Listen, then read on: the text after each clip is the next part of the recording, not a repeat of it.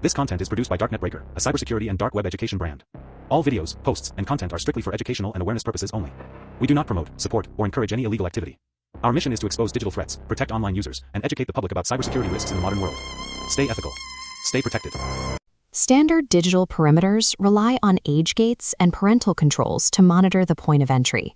These tools identify known threats, but often fail to detect the fragmented data streams bypassing them during active user sessions.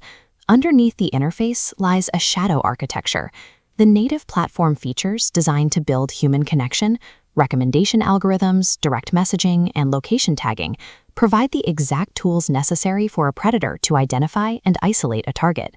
This network map visualizes the scale of the threat. A single dark web platform can host over 500,000 user accounts, all dedicated exclusively to child exploitation. Federal and local internet crimes against children task forces now conduct over 200,000 investigations each and every single year. This is a massive parallel ecosystem operating right alongside our daily digital lives. Predators have successfully adapted to the native architecture of these platforms, utilizing tools meant for connection to facilitate large-scale exploitation. Target acquisition starts on the apps children use every day. Predators scan public social media profiles and gaming lobbies, searching for specific markers, like teens experiencing acute family conflict or youths displaying patterns of risky online behavior. Once a target is selected, predators engage in compliance testing, introducing minor boundary violations. They use praise to build trust before separating the child from real-world supervision. Finally, the victim is coerced into producing sexual media, which the predator weaponizes to maintain control. At this point, predators migrate these targets into end-to-end encrypted tunnels, often utilizing the Tor network to completely blind law enforcement to their communications. This progression ensures that by the time an encrypted connection is established, the victim is fully isolated and beyond the reach of immediate rescue. Current online safety measures are heavily reliant on content-based filtering.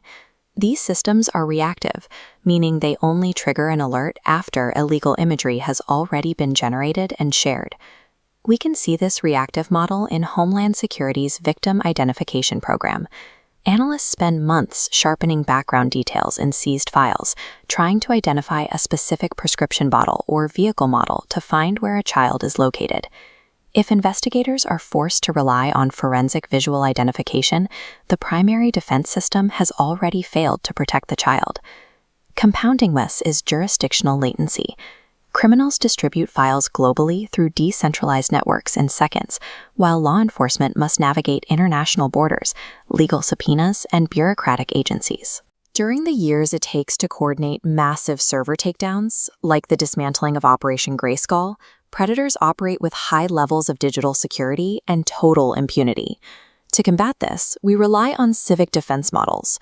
Organizations like Darkness to Light train millions of adults to recognize behavioral changes and physical markers of abuse in their own communities. While effective for real-world interactions, this community awareness offers no technical barrier against an anonymous overseas threat operating through an encrypted tunnel. On the other side is the federal response. Agencies fund regional task forces to execute digital forensics and coordinate international operations to disrupt hidden hosting sites. The psychological toll of this reactive approach is severe. Investigators process infinite streams of unfiltered trauma to build cases, requiring dedicated mental health support from groups like the Innocent Justice Foundation. The current landscape reveals a fatal asymmetry. Civic training cannot decrypt dark web nodes, and post-mortem federal investigations cannot undo the damage already inflicted on the victim.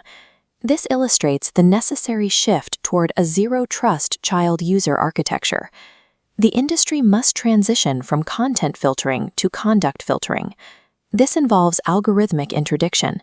By deploying linguistic AI at the platform level, systems can detect communication markers of trust development and isolation in real time. This proactive model neutralizes the threat by severing the psychological kill chain before the attacker can manipulate the child into deploying end-to-end encryption. Until defense in-depth principles are built natively into the way users interact online, our digital architecture remains compromised, and the invisible front will continue to expand.